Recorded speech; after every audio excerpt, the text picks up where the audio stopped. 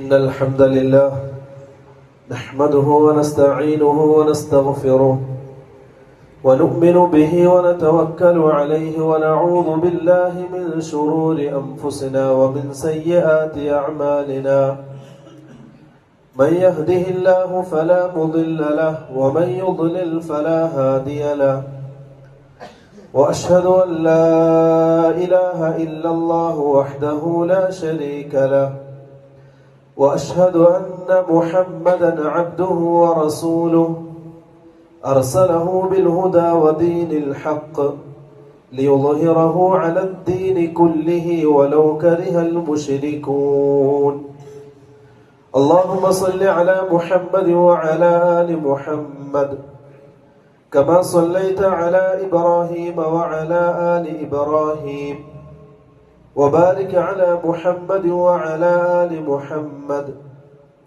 كما باركت على إبراهيم وعلى آل إبراهيم إنك حميد مجيد أما بعد فإن خير الحديث كتاب الله وخير الهدي هدي محمد صلى الله عليه وسلم وشر الأمور محدثاتها وكل محدثة بدعة وكل بدعة ضلالة وكل ضلالة في النار أعوذ بالله من الشيطان الرجيم يا أيها الذين آمنوا اتقوا الله حق تقاته ولا تموتن إلا وأنتم مسلمون يا أيها الذين آمنوا اتقوا الله وقولوا قولا سديدا يصلح لكم أعمالكم ويغفر لكم ذنوبكم ومن يطع الله ورسوله فقد فاز فوزا عظيما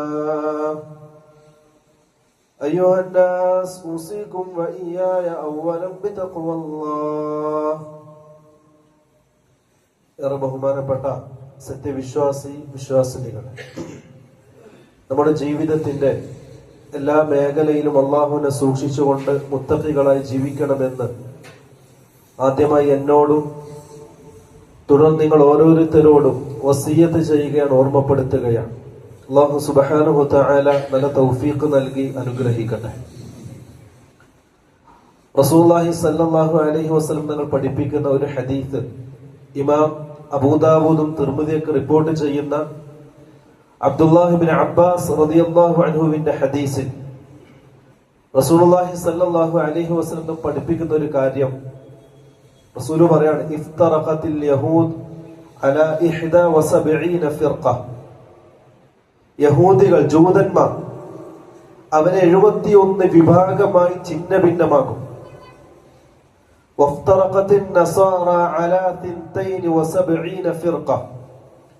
അതേപോലെ നസ്രാണികൾ, ക്രിസ്ത്യാനികൾ, അവർ 72 വിഭാഗമായി ചേരിതിരിയും.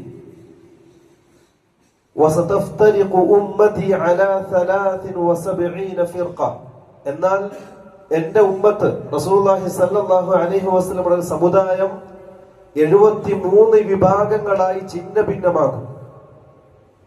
ഈ ഹദീസ് പറഞ്ഞപ്പോൾ ഒരു സഹാബി റസൂലുള്ളാഹി സ്വല്ലല്ലാഹു അലൈഹി വസല്ലമയോട് ചോദിച്ചു,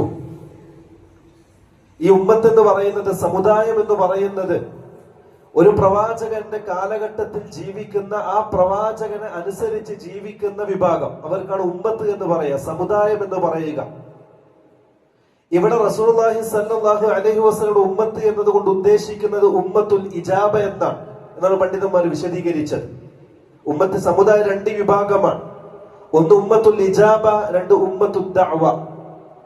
ഉമ്മത്തുൽ ദഅവ എന്ന് പറഞ്ഞാൽ ദഅവത്ത് അനിവാര്യമായി തീർന്നിട്ടുള്ള വിഭാഗം. അതായത് റസൂലുള്ളാഹി തങ്ങൾ അംഗീകരിക്കാത്ത ഈ കാലഘട്ടത്തിലും, റസൂലുള്ളാഹി തങ്ങളുടെ കാലഘട്ടത്തിലും, നമ്മുടെ ഈ കാലഘട്ടത്തിലും, ഇനി ഖിയാമത്ത് നാൾ വരെ വരാനിരിക്കുന്ന റസൂലുള്ളാഹി തങ്ങൾ അംഗീകരിക്കാത്ത വിഭാഗം, അവർക്കാണ് ഉമ്മത്തുൽ ദഅവ എന്ന് പറയുക. ദഅവത്ത് അനിവാര്യമായിട്ടുള്ള വിഭാഗം. ഉമ്മത്തുൽ ഇജാബ എന്ന് പറഞ്ഞാൽ റസൂലുള്ളാഹി തങ്ങളുടെ കാലഘട്ടം മുതൽ ഖിയാമത്ത് നാൾ വരെ റസൂലിനെ അനുസരിച്ച് അംഗീകരിച്ച് ജീവിക്കുന്നവർ, മുഅ്മിനീങ്ങൾ, അവർക്കാണ് ഉമ്മത്തുൽ ഇജാബ എന്ന് പറയാം. റസൂലുള്ളാഹി തങ്ങൾ ഉത്തരം കൊടുത്ത വിഭാഗം. ആ വിഭാഗമാണ് ഈ ഹദീസ് ഉദ്ദേശിക്കുന്നതെന്ന് പണ്ഡിതന്മാർ വിശദീകരിച്ചു. റസൂലുള്ളാഹി സ്വല്ലല്ലാഹു അലൈഹി വസല്ലം തങ്ങൾ പറഞ്ഞു, എന്റെ ഉമ്മത്ത് 73 വിഭാഗമായി ഛിന്ന ഭിന്നമാകും. അതായത് റസൂലുള്ളാഹി തങ്ങൾ അംഗീകരിച്ച് റസൂലിനെ അനുസരിച്ച് മുഅ്മിനായി ജീവിക്കുന്ന ഈ മുഅ്മിനീങ്ങളുടെ കൂട്ടത്തിൽ 73 വിഭാഗം ഉണ്ടാകും. എന്നിട്ട് റസൂലുള്ളാഹി സ്വല്ലല്ലാഹു അലൈഹി വസല്ലം തങ്ങൾ പറഞ്ഞു, കുല്ലുഹും ഫിന്നാർ, ഈ 73 വിഭാഗവും നരകത്തിലാണ്, ഇല്ലാ മില്ലത വാഹിദ, ഒരു വിഭാഗം ഒഴിച്ച്. 73-ൽ 72 നരകത്തിലേക്കുള്ളതാണ്, ളലാലത്തിന്റെ വിഭാഗമാണ്, വഴി പിഴച്ചു പോയവരാണ്, നരകത്തിന്റെ അവകാശികളാണ്. ഒരു വിഭാഗം മാത്രമാണ് സ്വർഗത്തിന്റെ അവകാശികൾ, വിജയിച്ച കക്ഷികൾ. റസൂലുള്ളാഹി തങ്ങൾ റസൂലിന്റെ കൂടെ സ്വർഗത്തിൽ പ്രവേശിക്കുന്ന ഒരു വിഭാഗം. ഇത് പറഞ്ഞപ്പോ ഒരു സഹാബി റസൂലുള്ളാഹി സ്വല്ലല്ലാഹു അലൈഹി വസല്ലമയോട് ചോദിച്ചു, റസൂലേ, ആ വിഭാഗം ആരാണ്? ആ ഒരു വിഭാഗം ആരാണ്? റസൂലുള്ളാഹി തങ്ങൾ അനുസരിച്ച് അംഗീകരിച്ച് മുഅ്മിനായി ജീവിക്കുന്ന ഈ 73 വിഭാഗത്തിൽ സ്വർഗത്തിലേക്ക് പ്രവേശിക്കുന്ന ഒരു വിഭാഗം ആരാണ്? റസൂലുള്ളാഹി സ്വല്ലല്ലാഹു അലൈഹി വസല്ലം തങ്ങൾ മറുപടി പറഞ്ഞത് വളരെ എളുപ്പത്തിൽ റസൂലുള്ളാഹി തങ്ങൾ മറുപടി കൊടുത്തു. റസൂൽ പറഞ്ഞു, മാ അന അലൈഹിൽ യൗമ വ അസ്ഹാബി, ഞാനും എന്റെ സഹാബാക്കളും നിലകൊണ്ട ആദർശം ഏതാണോ അത് സ്വീകരിച്ചവർ, ഞാനും എന്റെ സഹാബാക്കളും അനുവർത്തിച്ചു പോരുന്ന അനുഷ്ഠാനങ്ങൾ എന്താണോ അത് സ്വീകരിച്ചവർ, ഞാനും എന്റെ സഹാബാക്കളും സ്വീകരിച്ച നിലപാട് സ്വീകരിച്ചവർ, ഞാനും എന്റെ സഹാബാക്കളും സ്വീകരിച്ചിട്ടുള്ള സ്വഭാവ രൂപീകരണം സ്വീകരിച്ചവർ, റസൂലും സഹാബാക്കളും ജീവിച്ചതുപോലെ ജീവിച്ചവർ, അവരാണ് ആ സ്വർഗത്തിൽ കിടക്കുന്ന ഒരു വിഭാഗം എന്ന് റസൂലുള്ളാഹി സ്വല്ലല്ലാഹു അലൈഹി വസല്ലം തങ്ങൾ പഠിപ്പിച്ചു. പ്രിയമുള്ളവരെ, നമ്മൾ വളരെ ഗൗരവത്തിൽ ചിന്തിക്കേണ്ട ഒരു ഹദീസാണിത്. റസൂലുള്ളാഹി തങ്ങൾ അംഗീകരിച്ച് മുഅ്മിനായി ജീവിക്കുന്നവരെ സംബന്ധിച്ചാണ് റസൂൽ പറഞ്ഞത്, അവര് പിഴച്ച് 73 കക്ഷികളാകും. അതിലാകട്ടെ ഒരു വിഭാഗം മാത്രമാണ് സ്വർഗത്തിൽ പ്രവേശിക്കുന്നത്. അത് ആരാണെന്ന് കൂടി റസൂലുള്ളാഹി സ്വല്ലല്ലാഹു അലൈഹി വസല്ലം തങ്ങൾ പഠിപ്പിച്ചു. റസൂൽ സ്വീകരിച്ച, സഹാബാക്കൾ സ്വീകരിച്ച ആദർശവും അനുഷ്ഠാനങ്ങളും സ്വീകരിച്ചവർ, അവരെ സംബന്ധിച്ചാണ് പിൻകാലഘട്ടത്തിൽ അഹ്ലുസുന്നത്തി വൽ ജമാഅ എന്ന പേരിൽ അറിയപ്പെട്ടത്. അഹ്ലുസുന്ന എന്നുകൊണ്ട് ഉദ്ദേശിക്കുന്നത് റസൂലുള്ളാഹി തങ്ങളുടെ വിഭാഗം, സുന്നത്തിന്റെ ആൾക്കാർ. അവരവരുടെ അനുഷ്ഠാനങ്ങളും ആദർശവും സ്വീകരിക്കുന്നത് സുന്നത്തിന്റെ അടിസ്ഥാനത്തിലായിരിക്കും. അൽ ജമാഅ എന്നതുകൊണ്ട് ഉദ്ദേശിക്കുന്നത് സ്വഹാബാക്കളെ ഫോളോ ചെയ്യുന്നവർ, അതാണ് അഹ്ലുസുന്നത്തി വൽ ജമാഅ. റസൂലുള്ളാഹി തങ്ങളെയും സഹാബാക്കളെയും ഫോളോ ചെയ്യുന്നവർ. പിൻകാലഘട്ടത്തിൽ ഈ റസൂൽ പഠിപ്പിച്ചിട്ടുള്ള ഒരു വിഭാഗം ഏതാണെന്ന് വ്യതിരക്തമായി മനസ്സിലാകാൻ ആ ബാക്കി 72 വിഭാഗങ്ങളിൽ നിന്നും സ്വർഗത്തിൽ പ്രവേശിക്കുന്ന റസൂലുള്ളാഹി തങ്ങളുടെ പാർട്ടി ഏതാണോ അതിനെ വേർതിരിച്ച് മനസ്സിലാക്കാൻ പണ്ഡിതന്മാർ പിന്നീട് ഉപയോഗിച്ച പദപ്രയോഗമാണ് അഹ്ലുസുന്നത്തി വൽ ജമാഅ. റസൂലുള്ളാഹി തങ്ങളെയും സഹാബാക്കളെയും ഫോളോ ചെയ്യുന്നവർ എന്നർത്ഥം വരുന്ന രൂപത്തിൽ നമ്മൾ ചിന്തിക്കേണ്ട ചില കാര്യങ്ങളുണ്ട്. പ്രിയമുള്ളവരെ, ഈ ഒരു കാലഘട്ടത്തിൽ ജീവിക്കുന്ന മുഅ്മിനീങ്ങൾ വ്യത്യസ്തമായ ആദർശങ്ങളും അനുഷ്ഠാനങ്ങളും മനഹജുകളും കാണുന്നവരാണ്. നമ്മുടെ ചുറ്റുവട്ടത്തുമുണ്ട് ഒരുപാട് ആദർശത്തിന്റെ ആൾക്കാർ, ഒരുപാട് മനഹജിന്റെ ആൾക്കാർ, ഒരുപാട് അനുഷ്ഠാനത്തിന്റെ ആൾക്കാർ. ഇതിലേതാണ് റസൂലുള്ളാഹി തങ്ങളെയും സഹാബാക്കളെയും ഫോളോ ചെയ്യുന്ന, അവർ അനുധാവനം ചെയ്യുന്ന യഥാർത്ഥ വിജയിച്ച വിഭാഗം ഏതാണെന്നുള്ളത് തിരിച്ചറിയാൻ സാധാരണക്കാർക്ക് പ്രയാസമാണ്, ബുദ്ധിമുട്ടാണ്. കാരണം എല്ലാ വിദ്യാർത്ഥിന്റെ ആൾക്കാരും, പിഴച്ചുപോയ വിദ്യാർത്ഥിന്റെ കക്ഷികൾ എല്ലാവരും അവരുടെ വിദ്യാർത്ഥിന് വേണ്ടി അവർ തെളിവ് പിടിക്കുന്നത് പരിശുദ്ധ ഖുർആനും ഹദീസുകളുമാണ്. അതുകൊണ്ട് തന്നെ അഹ്ലുസുന്നത്തി വൽ ജമാഅത്തിന്റെ പണ്ഡിതന്മാർ ഈ 72 വിഭാഗങ്ങളിൽ നിന്നും വ്യത്യസ്തമാകുന്ന അഹ്ലുസുന്നത്തി വൽ ജമാഅത്തിന്റെ പ്രത്യേകതകൾ ഈ ഉമ്മത്തിന് പഠിപ്പിച്ചു തന്നിട്ടുണ്ട്. ഈ ഖുതുബ കഴിഞ്ഞിറങ്ങിപ്പോകുമ്പോ പ്രിയമുള്ളവരെ, നമ്മൾ ഓരോരുത്തരും നെഞ്ചത്ത് കൈവച്ചുകൊണ്ട് ചോദിക്കേണ്ട ചില ചോദ്യങ്ങളുണ്ട്. അഹ്ലുസുന്നത്തി വൽ ജമാഅത്തിന് പറയപ്പെടാൻ പോകുന്ന ഈ പ്രത്യേകതകൾ എന്റെ ജീവിതത്തിലുണ്ടോ? ഞാൻ അഹ്ലുസുന്നയിൽ പെട്ടതാണോ, അതല്ല ബാക്കി പിഴച്ചുപോയ 72 ബിദ്അത്തിന്റെ കക്ഷികളിൽ പെട്ടതാണോ എന്ന് സ്വന്തം വിലയിരുത്തേണ്ടതുണ്ട് ഓരോരുത്തരും. 3 അടിസ്ഥാനങ്ങളാണ് പണ്ഡിതന്മാര് പഠിപ്പിച്ചത്. അഹ്ലുസുന്നത്തി വൽ ജമാഅത്തിന്റെ 3 അടിസ്ഥാനങ്ങൾ. ഈ 3 അടിസ്ഥാനങ്ങൾ നമ്മുടെ ജീവിതത്തിൽ ഉണ്ടോ, നമ്മൾ അഹ്ലുസുന്നയിൽ പെട്ടവരാണ്. അതായത് റസൂലുള്ളാഹി തങ്ങൾ പഠിപ്പിച്ചിട്ടുള്ള മാ അന അലൈഹിൽ യൗമ വ അസ്ഹാബി, ഞാനും എന്റെ സഹാബാക്കളും നിലകൊണ്ട മാർഗം, അതിൽ കൂടി ചേർന്നിട്ടുള്ളവരായിരിക്കും ഈ 3 അടിസ്ഥാനം സ്വീകരിച്ചവർ. അതല്ല ഈ മൂന്നിൽ ഏതെങ്കിലും ഒന്ന് നമ്മുടെ ജീവിതത്തിൽ നിന്ന് പിഴച്ചു പോയിട്ടുണ്ടോ, അതില്ലാതായിട്ടുണ്ടോ, നമ്മൾ എത്രയും പെട്ടെന്ന് തൗബ ചെയ്ത് മടങ്ങേണ്ടതുണ്ട്. നമ്മുടെ അഖീദ ശരിയാക്കേണ്ടതുണ്ട്, നമ്മുടെ മൻഹജ് ശരിയാക്കേണ്ടതുണ്ട്, നമ്മുടെ അനുഷ്ഠാനങ്ങളും കർമ്മങ്ങളും ശരിയാക്കേണ്ടതുണ്ട്. അതിൽ ഒന്നാമത്തെ അടിസ്ഥാനം പണ്ഡിതന്മാർ വിശദീകരിച്ചത് അഹ്ലുസുന്നത്തി വൽ ജമാഅ ലാ യഖുദൂന മുഅ്തഖദാതിഹിം ഇല്ലാ മിനൽ കിതാബി വസ്സുന്നഹ്. ഒന്നാമത്തെ അടിസ്ഥാനം വൽ അഖ്ലു വസീലത്തുൻ ലിഫഹ്മിൻ നഖൽ. ഇതാണ് ഒന്നാമത്തെ അടിസ്ഥാനം. അഹ്ലുസുന്നത്തി വൽ ജമാഅ ആ വിജയിച്ച ഒരു വിഭാഗം, അവരുടെ പ്രത്യേകത അവരവരുടെ ആദർശം സ്വീകരിക്കുന്നത് ഖുർആനിൽ നിന്നും സുന്നത്തിൽ നിന്നുമായിരിക്കും. നിന്റെ ആദർശം ഏതാണെന്ന് ചോദിച്ചാൽ എന്റെ ആദർശം അത് ഖുർആനും സുന്നത്തും മുന്നോട്ട് വെക്കുന്ന ആദർശമാണ്. ഖുർആനും സുന്നത്തും ഏതൊരു ആദർശമാണോ പഠിപ്പിച്ചത് ആ ആദർശം സ്വീകരിക്കുന്നവരായിരിക്കും അഹ്ലുസുന്നത്തി വൽ ജമാഅത്ത്. അതാണ് ഒന്നാമത്തെ പ്രത്യേകത. അവരവരുടെ ആദർശം സ്വീകരിക്കുന്നത്, ആദർശം എന്ന് പറഞ്ഞാൽ അഖീദ, മൻഹജ്, അതവർ സ്വീകരിക്കുന്നത് ഖുർആനിന്റെയും സുന്നത്തിന്റെയും വെളിച്ചത്തിലായിരിക്കും. ഏതെങ്കിലും ശൈഖിന്റെയോ അതല്ലെങ്കിൽ ഏതെങ്കിലും സ്വപ്ന കഥകളിലൂടെയോ സൂഫി വൈദ്യന്മാരുടെ പരമ്പരയിലൂടെയോ സ്വീകരിക്കുന്നതായിരിക്കൂല അവരുടെ ആദർശവും അനുഷ്ഠാനങ്ങളും. അവർക്ക് വ്യക്തമായ നിലപാടുകൾ ഉണ്ടാകും. ഖുർആനും സുന്നത്തും മുന്നോട്ട് വെക്കുന്ന ഏതൊരു ആദർശമാണോ അതായിരിക്കും അവർ സ്വീകരിക്കുക. അതാണ് പരിശുദ്ധ ഖുർആനിൽ അല്ലാഹു സുബ്ഹാനഹു വ തആല പഠിപ്പിച്ചത് വഅതസിമു ബിഹബിലില്ലാഹി ജമീഅൻ വലാ തഫറഖു. വഅതസിമു ബിഹബിലില്ലാഹ്, നിങ്ങൾ അല്ലാഹുവിന്റെ പാർശ്വത്തെ മുറുകെ പിടിക്കണം. വലാ തഫറഖു, നിങ്ങൾ ഭിന്നിക്കാൻ പാടില്ല. എന്താണ് അല്ലാഹുവിന്റെ പാർശ്വം കൊണ്ട് ഉദ്ദേശിക്കുന്നത്? ഇബ്നു കസീർ റഹ്മത്തുള്ളാഹി അലൈഹി വിശദീകരണം കൊടുത്തത് ഇവിടെ ഹബിലില്ല കൊണ്ട് ഉദ്ദേശിക്കുന്നത് പരിശുദ്ധ ഖുർആനാണ്. ആ ഖുർആൻ മുന്നോട്ട് വെക്കുന്ന ആദർശം അതായിരിക്കും നമ്മൾ സ്വീകരിക്കുക. അതിലൊരു വ്യക്തിക്കോ അതല്ലെങ്കിൽ ഒരു സംഘടനക്കോ അതല്ലെങ്കിൽ ഏതൊരു പണ്ഡിതനോ ഒരു കൈകടത്തലുകളും ഇല്ല. നമ്മുടെ ആദർശം അത് വളരെ വ്യക്തമാണ്, സ്പഷ്ടമാണ്. ഖുർആൻ മുന്നോട്ട് വെക്കുന്ന ആദർശം, വർഷങ്ങൾക്ക് മുമ്പ് റസൂലുള്ളാഹി സ്വല്ലല്ലാഹു അലൈഹി വസല്ലം പ്രഖ്യാപിച്ച ആദർശം, സഹാബാക്കൾ നെഞ്ചിലേറ്റിയ ആദർശം, അഹ്ലുസുന്നത്തി വൽ ജമാഅത്തിന്റെ തലമുതിർന്ന പണ്ഡിതന്മാരെ നെഞ്ചിലേറ്റിയ ആദർശം, അതിന് അടിമടി തൂക്കം പ്രിയമുള്ളവരെ ഇന്നേ വരെ ഒരു മാറ്റത്തിരുത്തലുകൾക്കും വിധേയമായിട്ടില്ല. അതാണ് നമ്മുടെ ആദർശം.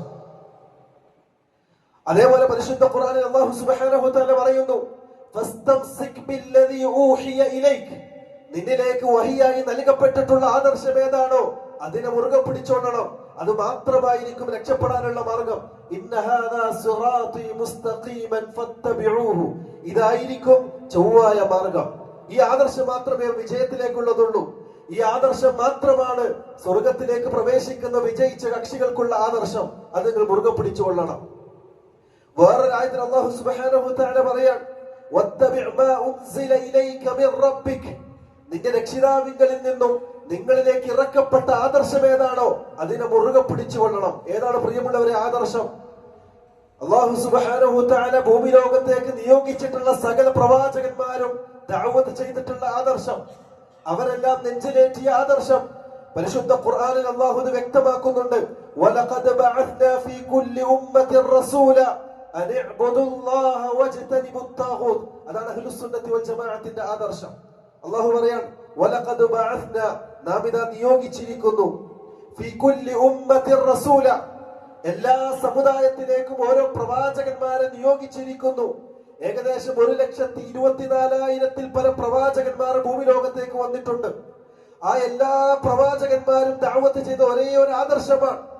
അതാണ് അല്ലാഹു സുബ്ഹാനഹു വ തആല പരിശുദ്ധ ഖുർആനിൽ പരിചയപ്പെടുത്തിയത് അനിഅ്ബുദുല്ലാഹ വജ്തനിബുത് താഗൂത്ത്. അനിഅ്ബുദുല്ലാഹ്, നിങ്ങൾ അല്ലാഹുവിനെ മാത്രം ആരാധിക്കണം, റബ്ബിനെ മാത്രം വിളിക്കണം, റബ്ബിന്റെ മുന്നിൽ മാത്രം സുജൂദുകൾ ചെയ്യണം, കൈകൾ ഉയർത്തുന്നത് റബ്ബിന്റെ മുന്നിൽ മാത്രം. അവർ ആദർശമാണ് പ്രിയമുള്ളവരെ ഭൂമി ലോകത്ത് പഠിപ്പിക്കപ്പെട്ടിട്ടുള്ള ഏറ്റവും ഹക്കായ സത്യമായ യാഥാർത്ഥ്യമായ ആദർശം. അതിന്റെ കൂടെ അള്ളാഹ്ക്ക് പുറമെ വിളിച്ച് പ്രാർത്ഥിക്കപ്പെടുന്നവർ, അള്ളാഹ്ക്ക് പുറമെ ആരാധിക്കപ്പെടുന്നവർ, അള്ളാഹ്ക്ക് പുറമെ സുജൂദുകൾ ചെയ്യപ്പെടുന്നവർ, അള്ളാഹ്ക്ക് പുറമെ കൈകൾ ഉയർത്തപ്പെടുന്നവർ, അതിനെല്ലാം തള്ളിക്കളയുകയും നിഷേധിച്ചു കളയുകയും ചെയ്യുക. അതാണ് അഹ്ലുസുന്നത്തി വൽ ജമാഅത്തിന്റെ ആദർശം.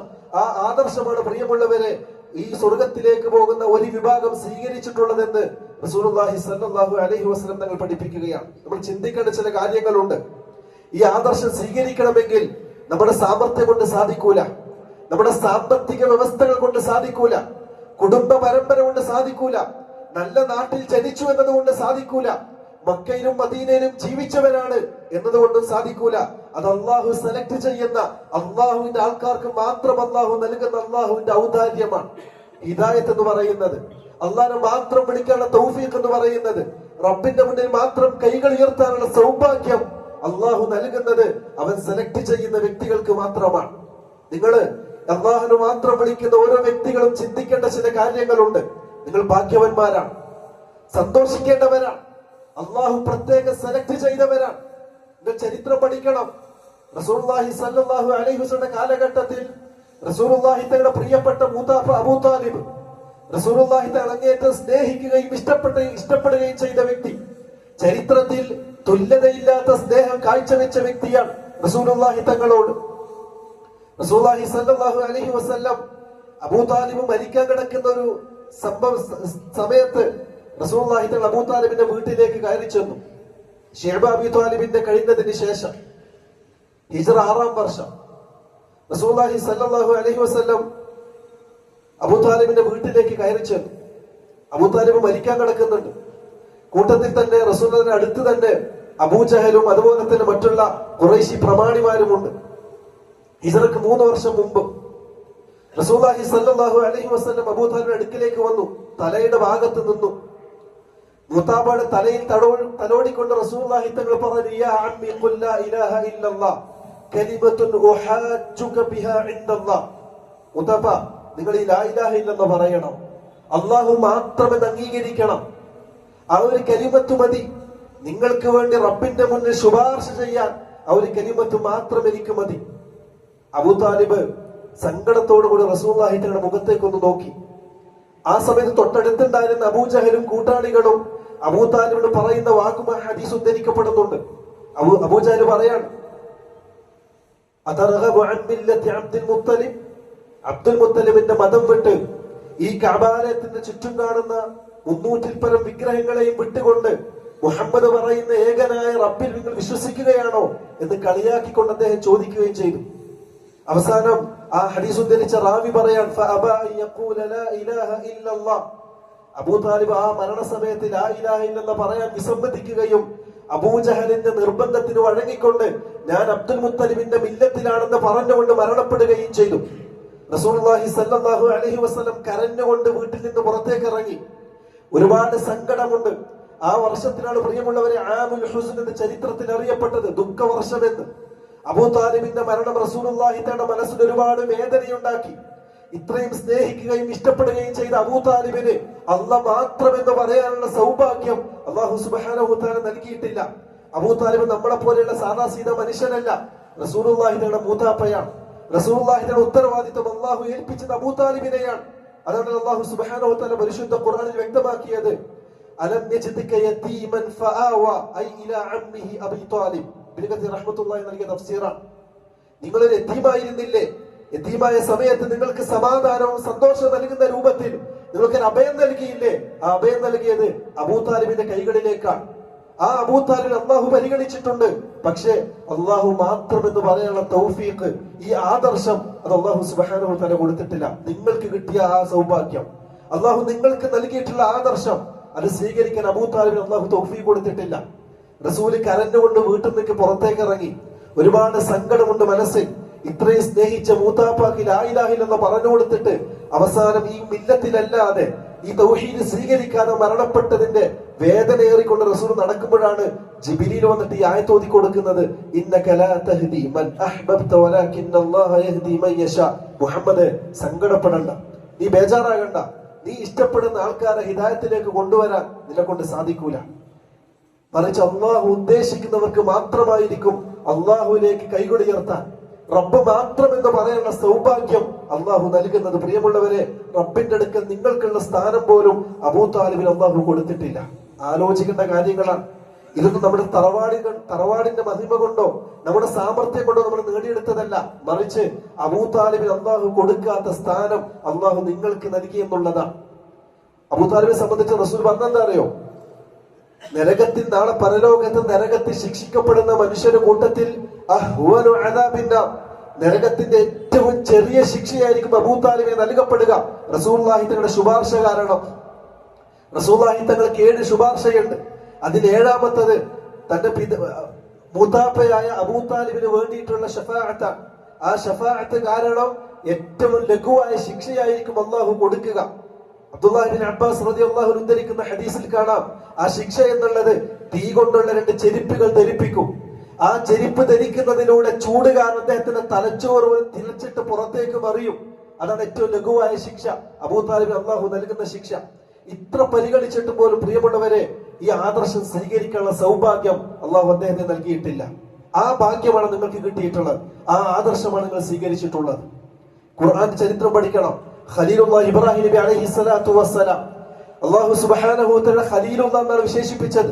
വത്തഖദല്ലാഹു ഇബ്രാഹീമ ഖലീല. അല്ലാഹു ഇബ്രാഹിമിനെ ഉറ്റ മിത്രമായി കൂട്ടുകാരനായി സ്വീകരിച്ചിരിക്കുന്നു. അതിനേക്കാൾ വലിയ മഹത്വം വേറൊന്നും ദുനിയാവിൽ കിട്ടാനില്ല. അല്ലാഹുവിന്റെ ഖലീല, അടുത്ത കൂട്ടുകാരനാണ്.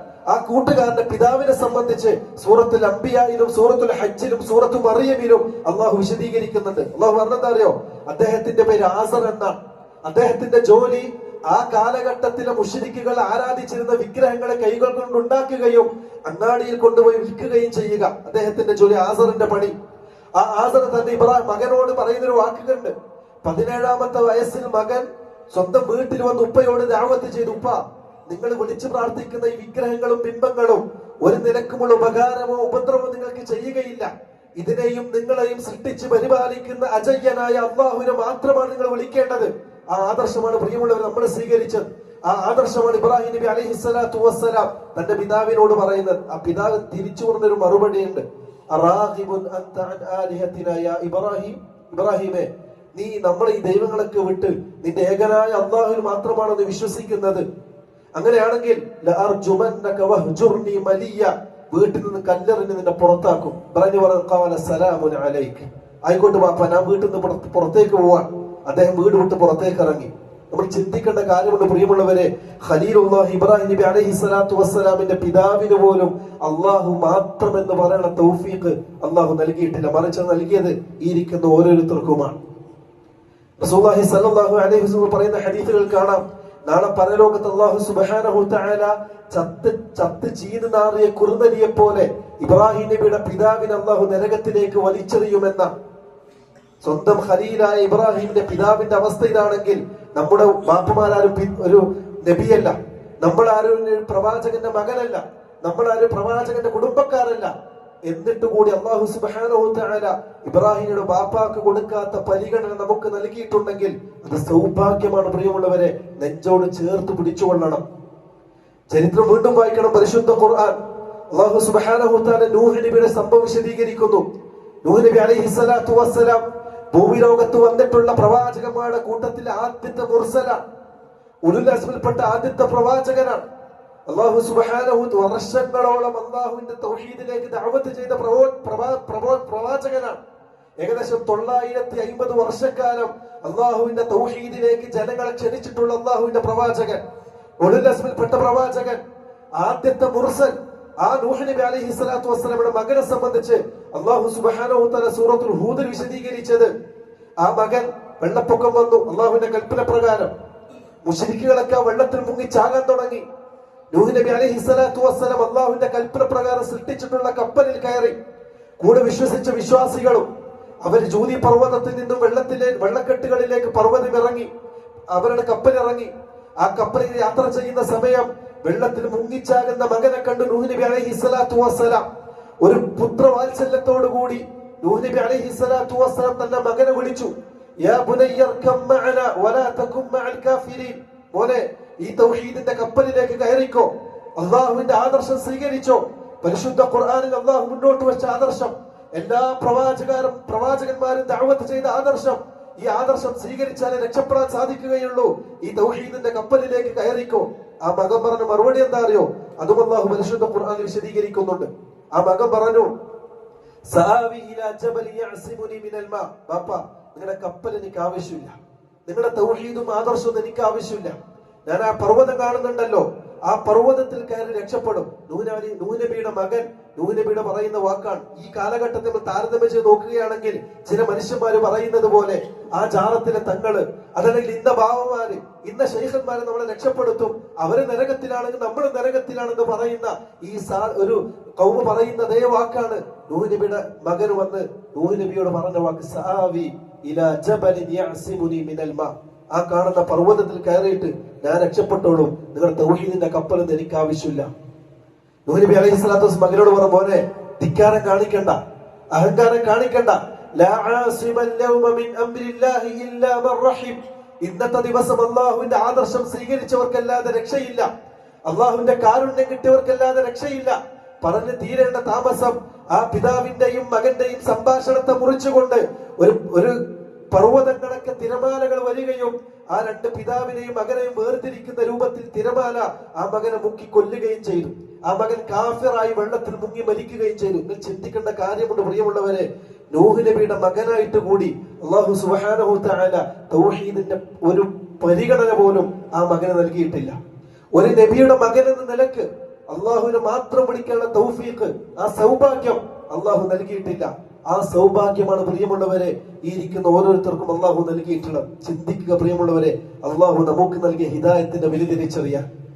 ആ നൂഹ് നബിയുടെ മകനെ അള്ളാഹു പരിഗണിക്കാത്ത അള്ളാഹു ഒന്നുമല്ലാത്ത നമ്മളെയാണ് പരിഗണിച്ചത്. നമ്മളാരും ഒരു പ്രവാചകന്റെ മകനല്ല, ഒരു പ്രവാചകന്റെ സഹോദരങ്ങളല്ല, ഒരു പ്രവാചകന്റെ കുടുംബത്തിൽ ജനിച്ചവരുമല്ല, ഒരു പ്രവാചകന്റെ നാട്ടിൽ ജീവിക്കുകയോ വളരുകയോ ചെയ്തവരുമല്ല. എന്നിട്ട് കൂടി അള്ളാഹു നമ്മളെ പരിഗണിച്ചിട്ടുണ്ടെങ്കിൽ അള്ളാഹു സെലക്ട് ചെയ്തതാണ് നമ്മളിത് പരിഗണിക്കണം. അള്ളാഹു നൽകിയ ഹിദായത്ത് നെഞ്ചോട് ചേർത്ത് വെക്കണം. അതാണ് അഹ്ലുസുന്നത്തി വൽ ജമാഅത്തിന്റെ ഒന്നാമത്തെ ആദർശം. റസൂലുള്ളാഹി സ്വല്ലല്ലാഹു അലൈഹി വസല്ലം പഠിപ്പിച്ച ഒന്നാമത്തെ ആദർശം ഇതാണ്. അഹ്ലുസുന്നത്തി വൽ ജമാഅ അവരുടെ ആദർശം സ്വീകരിക്കുന്നത് അത് ഖുർആനിൽ നിന്നും സുന്നത്തിൽ നിന്നും മാത്രമായിരിക്കും. ഇതല്ലാത്തൊരു ആദർശം അവർക്ക് പരിചയം ഉണ്ടാകൂല, അവരിത് സ്വീകരിക്കുകയുമില്ല. ഇതാണ് ഒന്നാമത്തെ അടിസ്ഥാനം. രണ്ടാമത്തെ അടിസ്ഥാനമായി പഠിപ്പിക്കപ്പെട്ടിട്ടുള്ളത് അന്ന അഹ്ലുസുന്നത്തി വൽ ജമാഅ ലാ യഫ്ഹമൂന അൽ ഖുർആന വസ്സുന്ന ഇല്ലാ ബിഫഹ്മി സലഫി ഹാദിഹി അൽ ഉമ്മ. ഇതാണ് രണ്ടാമത്തെ അടിസ്ഥാനം. ഖുർആനും സുന്നത്തും നമ്മുടെ അടിസ്ഥാനങ്ങൾ. എന്നാൽ ആ ഖുർആനും സുന്നത്തും മനസ്സിലാക്കുന്നത് നമ്മുടെ കേവല ബുദ്ധി വെച്ചുകൊണ്ടല്ല, മറിച്ച് ഈ ഖുർആനെയും സുന്നത്തിനെയും സജ്ജനിതരായ നമ്മുടെ മുൻഗാമികളായ സഹാബാക്കൾ അവരെങ്ങനെ മനസ്സിലാക്കിയോ അങ്ങനെയായിരിക്കും നമ്മൾ മനസ്സിലാക്കുക. നമ്മുടെ വക ഒരു കൂട്ടിച്ചേർക്കലില്ല. ഖുർആനിന്റെ ആയാത്തുകളും റസൂലുള്ളാഹിയുടെ ഹദീസുകളും അത് വ്യാഖ്യാനിക്കാനും വിശദീകരിക്കാനും ഏറ്റവും യോഗ്യരായിട്ടുള്ളത് അത് റസൂലുള്ളാഹി തങ്ങളിൽ നിന്ന് ദീൻ പഠിച്ചിട്ടുള്ള സഹാബാക്കളാണ്. അവരും ദീൻ പഠിച്ച താബിഈകളാണ്, അവരും ദീൻ പഠിച്ച തബഉ താബിഈകളാണ്. ഉത്തമ തലമുറ എന്ന് റസൂൽ വിശേഷിപ്പിച്ച ആദ്യത്തെ 3 തലമുറയിൽ ജീവിച്ചു മരിച്ചവരാണ്. അവരെന്താണോ മനസ്സിലാക്കിയത് ഖുർആന്റെ ആയാത്തുകളിലൂടെയും റസൂലുള്ളാഹിയുടെ ഹദീസുകളിലൂടെയും അതായിരിക്കും നമ്മൾ സ്വീകരിക്കുക. നമ്മുടെ വക പുതിയൊരു വ്യാഖ്യാനം നമ്മൾ കൊടുക്കൂല. നമ്മുടെ ബുദ്ധിക്കനുസരിച്ചുള്ള ശാസ്ത്രീയമായ വ്യാഖ്യാനങ്ങൾ അത് നമ്മൾ നൽകൂല. ഖുർആനും സുന്നത്തും മനസ്സിലാക്കുന്നത് അത് റസൂലിന്റെ സഹാബാക്കൾ മനസ്സിലാക്കിയതുപോലെ, താബിഈകൾ മനസ്സിലാക്കിയതുപോലെ, മുൻഗാമികൾ മനസ്സിലാക്കിയതുപോലെ. ഇതാണ് അഹ്ലുസുന്നത്തി വൽ ജമാഅത്തിന്റെ രണ്ടാമത്തെ പ്രത്യേകത. ഇവിടെയാണ് പ്രിയമുള്ളവരെ നമ്മുടെ ബിദ്അത്തിന്റെ കക്ഷികൾ തിരിച്ചറിയേണ്ടത്. ബിദ്അത്തിന്റെ കക്ഷികൾ അവരെപ്പോഴും അവരുടെ ബിദ്അത്തിലേക്ക് ക്ഷണിക്കുമ്പോൾ അവർ തെളിവായി ഓതുന്നത് പരിശുദ്ധ ഖുർആന്റെ ആയാത്തുകളായിരിക്കും, റസൂലുള്ളാഹിയുടെ ഹദീസുകളായിരിക്കും. സാധാരണ ജനങ്ങൾ അത് വിശ്വസിച്ചു പോകും. അതുകൊണ്ട് നമ്മൾ തിരിച്ചറിയണം, അഹ്ലുസുന്നത്തി വൽ ജമാഅ ഖുർആനും സുന്നത്തും മനസ്സിലാക്കുന്നത് സഹാബാക്കൾ മനസ്സിലാക്കിയതുപോലെയാണ്. അതുകൊണ്ടാണ് പണ്ഡിതന്മാര് പറഞ്ഞത് അൽ ഖുർആനു വസ്സുന്ന വആഥാറുസ് സലഫ്. ആഥാറുസ് സലഫ് എന്ന് പറഞ്ഞാൽ സഹാബാക്കളുടെ മൻഹജ്. എന്താണോ സഹാബാക്കൾ ഖുർആനിലൂടെ മനസ്സിലാക്കിയത് അതായിരിക്കും നമ്മൾ മനസ്സിലാക്കേണ്ടത്. ഒരു ഉദാഹരണം പറഞ്ഞാൽ പെട്ടെന്ന് നിങ്ങൾക്ക് മനസ്സിലാവും. നമ്മുടെ ഈ ഒരു കാലഘട്ടത്തിൽ റസൂലുള്ളാഹി സ്വല്ലല്ലാഹു അലൈഹി വസല്ലമയുടെ ജന്മദിനം ആഘോഷിക്കുന്ന ചില മനുഷ്യന്മാരുണ്ട്. അവര് തെളിവായിട്ട് ഓതുന്നത് പരിശുദ്ധ ഖുർആനിന്റെ ഒരു ആയത്താണ്. ഖുൽ ബിഫദ്ലില്ലാഹി വബിറഹ്മതിഹി ഫബിദാലിക ഫല്യഫ്റഹു. ഈ ആയത്താണ് അവർ തെളിവായിട്ട് ഓതുന്നത്. എന്നിട്ട് അവര് പറയും പരിശുദ്ധ ഖുർആനിലെ ആയത്ത് തെളിവാണ് റസൂലുള്ളാഹിയുടെ ജന്മദിനം ആഘോഷിക്കാൻ എന്നുള്ളത്. പ്രിയമുള്ളവരെ, നമ്മൾ മനസ്സിലാക്കേണ്ട ഒരു കാര്യം വളരെ എളുപ്പത്തിൽ സിമ്പിളായി മനസ്സിലാക്കാം. ഈ ആയത്ത് വെച്ചുകൊണ്ട് റസൂലുള്ളാഹി സ്വല്ലല്ലാഹു അലൈഹി വസല്ലം നുബുവത്തിന്റെ 23 വർഷ കാലഘട്ടം ജീവിച്ചു. നുബുവത്തിന് ശേഷം ഹിജറ 11 റസൂലുള്ളാഹി തങ്ങൾ വഫാത്തായി. അതുവരെ പരിശുദ്ധ ഖുർആനിന്റെ ഈ ആയത്ത് ഓതപ്പെടുന്നുണ്ട്, ഈ ആയത്ത് പഠിപ്പിക്കപ്പെടുന്നുണ്ട്, ഈ ആയത്ത് അതേപോലെ പരിശുദ്ധ ഖുർആനിലുണ്ട്. റസൂലുള്ളാഹി തങ്ങളുടെ അങ്ങനെ ഒരു ആഘോഷം ഈ ആയത്തിന്റെ അടിസ്ഥാനത്തിൽ നമുക്ക് പഠിപ്പിച്ചു തന്നിട്ടില്ല. റസൂലുള്ളാഹിക്ക് ശേഷം അബൂബക്കർ സിദ്ദീഖ് റളിയല്ലാഹു അൻഹു ഹിജ്റ 13 വഫാത്തായത്. അന്നും പരിശുദ്ധ ഖുർആനിൽ ഈ ആയത്തുണ്ട്, ഈ ആയത്ത് ഓതപ്പെടുന്നുണ്ട്, ഈ ആയത്ത് പഠിപ്പിക്കപ്പെടുന്നുണ്ട്, ഈ ആയത്ത് വിശദീകരിക്കപ്പെടുന്നുണ്ട്. അബൂബക്കർ സിദ്ദീഖ് റളിയല്ലാഹു അൻഹു ഈ ആയത്തിന്റെ അടിസ്ഥാനത്തിൽ റസൂലുള്ളാഹി തങ്ങളുടെ ജന്മദിനം ആഘോഷിച്ചിട്ടില്ല. അതിനുശേഷം ഉമർ ബിൻ ഖത്താബ് റളിയല്ലാഹു അൻഹു ഹിജ്റ 23 മരണപ്പെടുന്നത്. അന്നും ഈ ആയത്ത് പരിശുദ്ധ ഖുർആനിലുണ്ട്, ഓതപ്പെടുന്നുണ്ട്, തഫ്സീർ ചെയ്യപ്പെടുന്നുണ്ട്. ഉമർ ബിൻ ഖത്താബ് റളിയല്ലാഹു അൻഹു ഒരുപാട് രാജ്യഭരണ പരിഷ്കാരം നടത്തിയിട്ടും ഒരു പരിഷ്കാരമായി ഈ ആയത്തിന്റെ അടിസ്ഥാനത്തിൽ ഒരു മൗലിദാഘോഷം ഖലീഫ ഉമർ ബിൻ ഖത്താബ് റളിയല്ലാഹു അൻഹു പഠിപ്പിച്ചു തന്നിട്ടില്ല. അതിനുശേഷം ഉസ്മാൻ ബിൻ അഫ്ഫാൻ റളിയല്ലാഹു അൻഹു ഹിജ്റ 35 മരണപ്പെടുമ്പോഴും പ്രിയമുള്ളവരെ ഈ ആയത്ത് പരിശുദ്ധ ഖുർആനിലുണ്ട്. ഇതിന്റെ അടിസ്ഥാനത്തിൽ ഒരു നബിദിനാഘോഷം പഠിപ്പിച്ചിട്ടില്ല. അതിനുശേഷം ഹിജ്റ 40 അലി ബിൻ അബി ത്വാലിബ് റളിയല്ലാഹു അൻഹു ഷഹീദായി. അദ്ദേഹവും ഈ ആയത്ത് അന്നും പരിശുദ്ധ ഖുർആനിൽ ഓതപ്പെടുന്നുണ്ട്. അദ്ദേഹം ഈ ആയത്തിന്റെ അടിസ്ഥാനത്തിൽ നബിദിനാഘോഷം പഠിപ്പിച്ചിട്ടില്ല. അതേപോലെ റസൂലുള്ളാഹി തങ്ങളുടെ പ്രിയപ്പെട്ട ഭാര്യ ഉമ്മഹാത്തുൽ മുഅ്മിനീൻ ആയിഷത്തു സിദ്ദീഖ റളിയല്ലാഹു അൻഹ ഹിജ്റ 58 വഫാത്തായി. അന്നും ഈ പരിശുദ്ധ ഖുർആനിൽ ആയത്ത് ഓതപ്പെടുന്നുണ്ട്, ഈ ആയത്ത് പഠിപ്പിക്കപ്പെടുന്നുണ്ട്. അവരാരും ഈ ആയത്തിന്റെ അടിസ്ഥാനത്തിൽ നബിദിനാഘോഷം പഠിപ്പിച്ചിട്ടില്ല.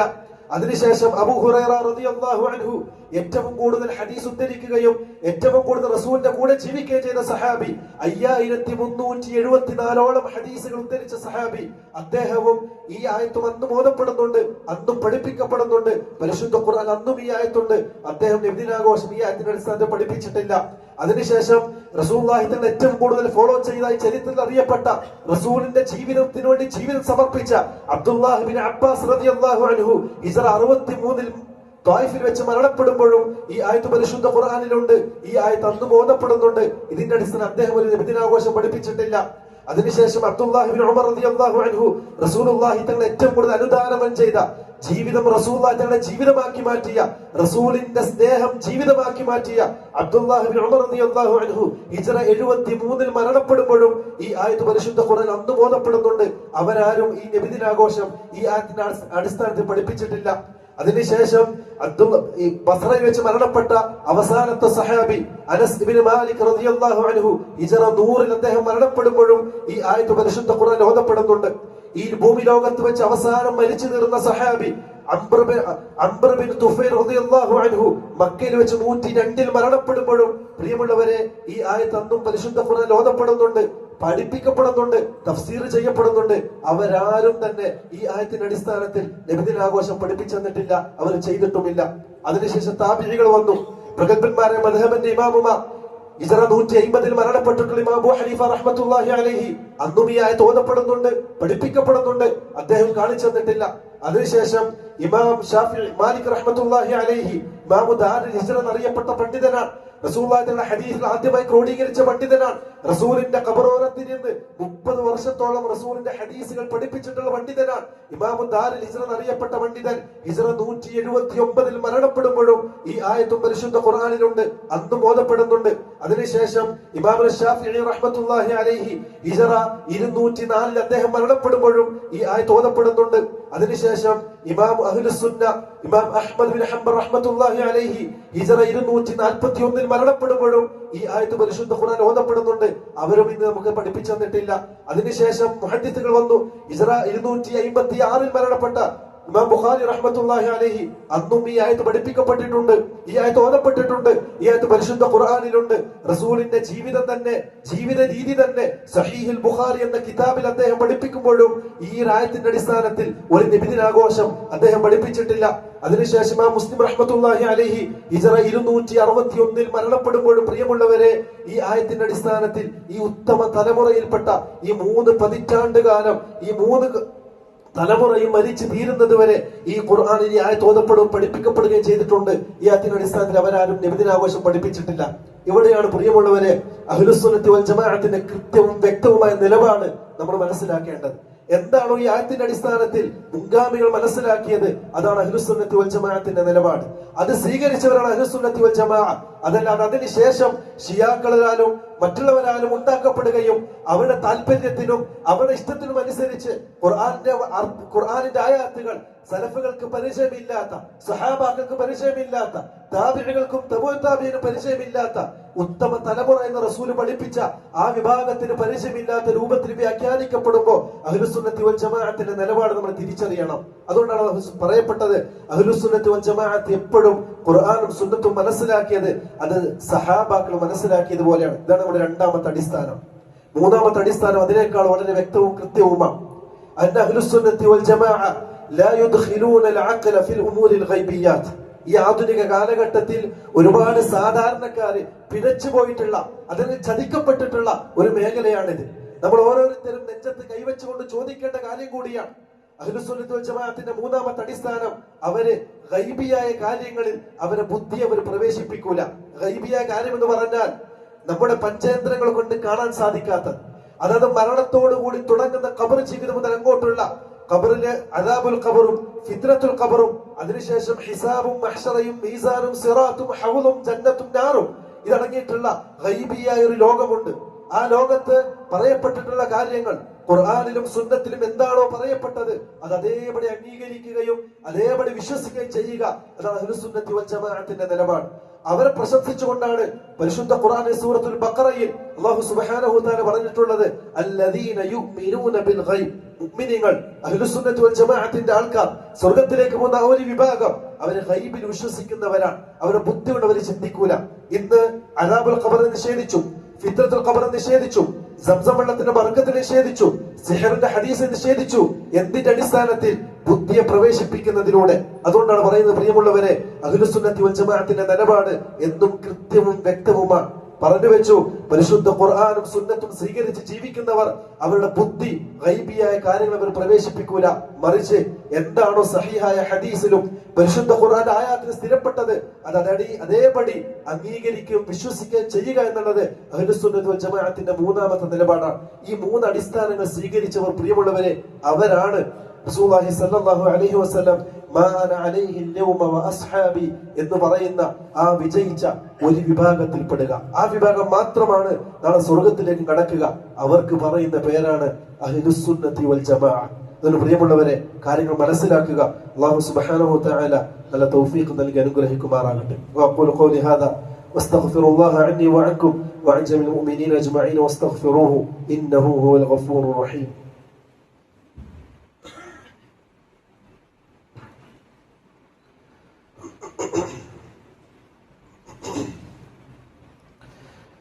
الحمد لله رب العالمين وصلى الله على نبينا محمد وعلى آله وأصحابه أجمعين أما بعد أيها الناس أوصيكم وإياي ثانيا بتقوى الله. ബഹുമാനപ്പെട്ട വിശ്വാസിനികൾ, ജീവിതത്തിന്റെ എല്ലാ മേഖലകളിലും അള്ളാഹുവിനെ സൂക്ഷിച്ചുകൊണ്ട് മുത്തഖികളായി ജീവിക്കണമെന്ന് ഒരിക്കൽ കൂടി സ്വന്തത്തെ മറക്കാതെ നിങ്ങൾ ഓരോരുത്തരോടും വസിയത്ത് ചെയ്യുക, ഓർമ്മപ്പെടുത്തുകയാണ്. അല്ലാഹു സുബ്ഹാനഹു വ തആല നല്ല തൗഫീഖ് നൽകി അനുഗ്രഹിക്കട്ടെ. ഇന്ന് ദുനിയാവിൽ ഏറ്റവും നല്ല ദിവസങ്ങൾ എന്ന് പറയപ്പെടുന്ന ദിവസത്തിലാണ് നമ്മൾ കടന്നുപോയിക്കൊണ്ടിരിക്കുന്നത്. റസൂലുള്ളാഹി സ്വല്ലല്ലാഹു അലൈഹി വസല്ലം തങ്ങൾ പറഞ്ഞു, മാ മിൻ അയ്യാമിൻ അൽ അമലു സ്സാലിഹു ഫീഹാ. ഒരു മുഅ്മിൻ അമലുകൾ ചെയ്യുന്ന ദിവസങ്ങളുടെ കൂട്ടത്തിൽ ഏറ്റവും മഹത്വമുള്ള, ദുനിയാവിന്റെ ദിവസങ്ങളിൽ ഏറ്റവും പവിത്രമായ, അള്ളാഹുവിന്റെ അടുക്കൽ അങ്ങേയറ്റം പ്രിയങ്കരമായ, അള്ളാഹുവിന്റെ അടുക്കൽ പരിശുദ്ധമായ ദിവസങ്ങളിലാണ് നമ്മൾ കടന്നുപോയിക്കൊണ്ടിരിക്കുന്നത്. 10 ദിവസങ്ങൾ, ദുൽഹിജ്ജയുടെ 10 ദിവസങ്ങൾ, പകലുകൾക്ക് ഒരുപാട് മഹത്വങ്ങൾ പരിശുദ്ധ ഖുർആനിലും ഹദീസിലും സ്ഥിരപ്പെട്ടു വന്നിട്ടുണ്ട്. റമദാനിന്റെ അവസാനത്തെ 10 രാത്രികൾക്ക് മഹത്വമുള്ളതുപോലെ ദുൽഹിജ്ജയുടെ ആദ്യത്തെ 10 ദിവസത്തിന്റെ പകലുകൾക്ക് മഹത്വം കൽപ്പിച്ചിട്ടുണ്ട്. അത് ഏറ്റവും വലിയ പ്രത്യേകത. റസൂലുള്ളാഹി സ്വല്ലല്ലാഹു അലൈഹി വസല്ലം പഠിപ്പിച്ച ഒരു ഹദീസാണ്. റസൂൽ പറയാൻ, മുഅ്മിനീങ്ങൾ ജീവിക്കുന്ന ദിവസങ്ങളുടെ കൂട്ടത്തിൽ ഏറ്റവും മഹത്വമുള്ള 10 ദിവസങ്ങൾ, ദുൽഹിജ്ജയുടെ 1 മുതൽ 10 വരെയുള്ള ദിവസങ്ങൾ. ആ ദിവസങ്ങളിൽ നിങ്ങൾ അമലു സ്വാലിഹുകൾ വർദ്ധിപ്പിക്കുക. ചില സഹാബാക്കൾ ചോദിച്ചു, റസൂലെ, അന്നത്തെ ദിവസം അമലുകൾ ചെയ്യുന്നത് ജിഹാദ് ചെയ്യുന്നതിനേക്കാൾ മഹത്വമുണ്ടോ? റസൂലുള്ളാഹി സ്വല്ലല്ലാഹു അലൈഹി വസല്ലം പറഞ്ഞു, അതെ, ജിഹാദ് ചെയ്യുന്നതിനേക്കാൾ മഹത്വമാണ് ദുൽഹിജ്ജയുടെ ആദ്യത്തെ 10 ദിവസങ്ങളിൽ നിങ്ങൾ അമലുകൾ ചെയ്യുക എന്നുള്ളത്. എന്ത് കാര്യങ്ങളാണ് ചെയ്യേണ്ടത്? അതും ഹദീസുകൾ പഠിപ്പിക്കപ്പെട്ടിട്ടുണ്ട്. അത് ഏറ്റവും പ്രധാനപ്പെട്ട ഒന്ന്, റസൂലുള്ളാഹി സ്വല്ലല്ലാഹു അലൈഹി വസല്ലം പറയുന്ന ഒരു ഹദീസാണ്. റസൂൽ പറഞ്ഞു, അള്ളാഹുവിന്റെ അടുക്കൽ ഇഷ്ടപ്പെട്ട മഹത്വമുള്ള ഒരു 10 ദിവസങ്ങളാണ് ദുൽഹിജ്ജയുടെ ആദ്യത്തെ 10 ദിവസം. ആ ദിവസത്തിൽ ഫഅക്തിറൂ ഫീഹിന്ന, നിങ്ങൾ അധികരിപ്പിച്ചു കൊള്ളുക, വർദ്ധിപ്പിച്ചു കൊള്ളുക. മിനത്ത് തഹ്ലീലി വത്തക്ബീരി വത്തഹ്മീദ്, തഹ്ലീലും തക്ബീറും തഹ്മീദും നിങ്ങൾ വർദ്ധിപ്പിച്ചു കൊള്ളുക. എങ്ങനെയെന്ന് റസൂൽ പഠിപ്പിച്ചിട്ടില്ല. നടക്കുമ്പോഴും പറയാം, ഇരിക്കുമ്പോഴും പറയാം, ജോലി ചെയ്യുമ്പോഴും പറയാം, ഉറങ്ങാൻ കിടക്കുമ്പോഴും പറയാം. എങ്ങനെയൊക്കെ അധികരിപ്പിക്കാൻ സാധിക്കുമോ ആ രൂപത്തിലൊക്കെ നിങ്ങൾക്ക് അധികരിപ്പിക്കാം. അതുകൊണ്ട് പരിശുദ്ധ ഖുർആൻ അല്ലാഹു സുബ്ഹാനഹു തആല വയദ്കുർ ഇസ്മല്ലാഹി അലൈഹി എന്ന് പരിശുദ്ധ ഖുർആനിൽ ഈ ദിവസങ്ങളെ സംബന്ധിച്ച് പറയുന്നത് ഇത് അല്ലാഹുവിനെ സ്മരിക്കാനുള്ള ദിവസങ്ങളാണ്. ഇതിൽ ഏറ്റവും മഹത്വമുള്ള അമലും തസ്ബീഹും ദിക്റുകളുമാണ്. എന്താ ചെയ്യേണ്ടത്? അത് ഏറ്റവും പ്രധാനപ്പെട്ട ഒന്ന് പണ്ഡിതന്മാർ പഠിപ്പിച്ചിട്ടുള്ളത് അല്ലാഹു അക്ബർ, അല്ലാഹു അക്ബർ, ലാ ഇലാഹ ഇല്ലല്ലാഹു വല്ലാഹു അക്ബർ വലില്ലാഹിൽ ഹംദ്. റസൂൽ പഠിപ്പിച്ച 3 ദിക്റും ഇതിൽ പെട്ടു. തഹ്ലീൽ പെട്ടു, ലാ ഇലാഹ ഇല്ലല്ലാഹ്. തക്ബീർ പെട്ടു, അല്ലാഹു അക്ബർ. തഹ്മീദ്, അൽഹംദുലില്ലാഹ്, അതും പെട്ടു. അതുകൊണ്ട് ഈ ഒരു ദിക്ർ അധികരിപ്പിച്ചുകൊണ്ടേയിരിക്കും ഈ 10 ദിവസങ്ങളിൽ. രണ്ടാമത്തെ അമൽ ഈ ദിവസം ചെയ്യാവുന്നത് തൗബയാണ്. കാരണം ദുആക്ക് ഉത്തരം കിട്ടുന്ന 10 ദിവസങ്ങളാണ്. റസൂലുള്ളാഹി സ്വല്ലല്ലാഹു അലൈഹി വസല്ലം തങ്ങൾ പറഞ്ഞു, അറഫ ദിവസം അല്ലാഹു സുബ്ഹാനഹു തആല മുഅ്മിനീങ്ങൾ ചെയ്യുന്ന ദുആയിൽ ഏറ്റവും കൂടുതൽ സ്വീകരിക്കപ്പെടുന്ന ദുആ അത് അറഫ ദിവസം ചെയ്യുന്ന ദുആയാണ്. അറഫ ദിവസം എന്ന് പറഞ്ഞാൽ ദുൽഹിജ്ജ 9ന്റെ അന്ന് ഏറ്റവും കൂടുതൽ ആൾക്കാർ അല്ലാഹു നരകത്തിൽ നിന്ന് മോചിപ്പിക്കുന്ന ദിവസമാണ്. അതുകൊണ്ട് നിങ്ങൾ തൗബ ചെയ്ത് ഈ ദിവസങ്ങളെ, ഈ പകലുകളെ ധന്യമാക്കിക്കൊള്ളുക. വസാരിഉ ഇലാ മഗ്ഫിറത്തിൻ മിർ റബ്ബിക്കും വജന്നത്തിൻ അർദുഹാ അസ്സമാവാതു വൽ അർദ് ഉഇദ്ദത് ലിൽ മുത്തഖീൻ. മുത്തഖീങ്ങൾക്ക് വേണ്ടി തയ്യാറാക്കപ്പെട്ട സ്വർഗ്ഗത്തിലേക്കും അല്ലാഹുവിന്റെ വിശാലമായ പാപമോചനത്തിലേക്കും നിങ്ങൾ ധൃതിപ്പെട്ടുകൊള്ളുക. അതിനുള്ള സമയമാണ് പ്രിയമുള്ളവരെ ഈ 10 ദിനരാത്രങ്ങൾ, ഈ 10 ദിവസങ്ങൾ. തിന്മകൾ ചെയ്യാത്തതായി ആരുമില്ല. പാപങ്ങൾ ഏത് സമയവും മനുഷ്യന്റെ ജീവിതത്തിൽ സംഭവിക്കാവുന്നതാണ്. നമ്മൾ മനുഷ്യരാണ്, മലക്കുകളല്ല, ജന്തുജാലങ്ങളല്ല. ബുദ്ധിയും വികാരവും വിവേകവുമുള്ള മനുഷ്യരാണ്. അതുകൊണ്ട് തന്നെ തിന്മകൾ സംഭവിച്ചു പോകാൻ സ്വാഭാവികമാണ്. തെറ്റുകൾ ചെയ്തിട്ടുണ്ടെങ്കിൽ തൗബ ചെയ്ത് മടങ്ങുന്നവരാണ് അവരിൽ ഏറ്റവും ഉത്തമനെന്ന് റസൂലുള്ളാഹി സ്വല്ലല്ലാഹു അലൈഹി വസല്ലം. അതുകൊണ്ട് തൗബ അധികരിപ്പിക്കുക, ഇസ്തിഗ്ഫാർ അധികരിപ്പിക്കുക. അതിന്റെ കൂടെ ഈ സമയത്ത് ചെയ്യേണ്ട ഒരു അമല് റസൂലുള്ളാഹി സ്വല്ലല്ലാഹു അലൈഹി വസല്ലം നിങ്ങൾ പഠിപ്പിച്ചിട്ടുള്ളത് ഉദ്ഹിയ്യത്താണ്. ഉദ്ഹിയ്യത്ത് ഒരുപാട് പുണ്യങ്ങൾ പഠിപ്പിക്കപ്പെട്ടിട്ടുള്ള ഒരു അമലാണ്. കഴിവുള്ളവർ, റസൂലുള്ളാഹി സ്വല്ലല്ലാഹു അലൈഹി വസല്ലം നിങ്ങൾ പറഞ്ഞു, നിങ്ങളുടെ കൂട്ടത്തിൽ ഉദ്ഹിയ്യത്ത് അറക്കാൻ കഴിവുള്ളവർ അറുക്കാതെ മുസല്ലയിലേക്ക്, ഈദ്ഗാഹുകളിലേക്ക് വരാൻ പാടില്ല. അതിന്റെ അർത്ഥം സുന്നത്ത് മുഅക്കദായി പഠിപ്പിക്കപ്പെട്ട ഒരു അമലാണ് ഉദ്ഹിയ്യത്ത് എന്ന് വേണ്ട. ചില പണ്ഡിതന്മാർ ഉദ്ഹിയ്യത്ത് വാജിബാണെന്നുള്ള അഭിപ്രായവും പറഞ്ഞിട്ടുണ്ട്. എന്നിരുന്നാലും സുന്നത്ത് മുഅക്കദ് എന്നുള്ളതാണ് പ്രബലമായ അഭിപ്രായം. അതുകൊണ്ട് തന്നെ കഴിവുള്ളവരൊക്കെ ഉദ്ഹിയ്യത്ത് എന്ന ആ പുണ്യമായ അമല് ഈ ദിവസങ്ങളിൽ മാത്രം ചെയ്യാൻ സാധിക്കുന്ന അമലാണ്. അതിൽ പങ്കാളികളാകുക. അല്ലാഹു സുബ്ഹാനഹു തആല അമലുകളെ കൊണ്ട് ഈ ദിവസങ്ങളെ ധന്യമാക്കാൻ നല്ല തൗഫീഖ് നൽകി അനുഗ്രഹിക്കട്ടെ. നമ്മൾ സംഭവിച്ചു പോയിട്ടുള്ള തെറ്റുകുറ്റങ്ങളൊക്കെ റഹ്മാനായ റബ്ബ് അവന്റെ ഫضല് കൊണ്ട് വിട്ടുപുറത്ത് മാപ്പാക്കി തെരുമാറാകട്ടെ. اللهم اغفر للمؤمنين والمؤمنات والمسلمين والمسلمات والأحياء منهم والأموات إنك مجيب الدعوات وقاضي الحاجات. اللهم طيب ثرانا وثراهم واجعل الجنة مأوانا ومأواهم. اللهم أجرنا من النار، اللهم أجرنا من النار، اللهم أجرنا من النار. ربنا آتنا في الدنيا حسنة وفي الآخرة حسنة وقنا عذاب النار. سبحان ربك رب العزة عما يصفون وسلام على المرسلين والحمد لله رب العالمين.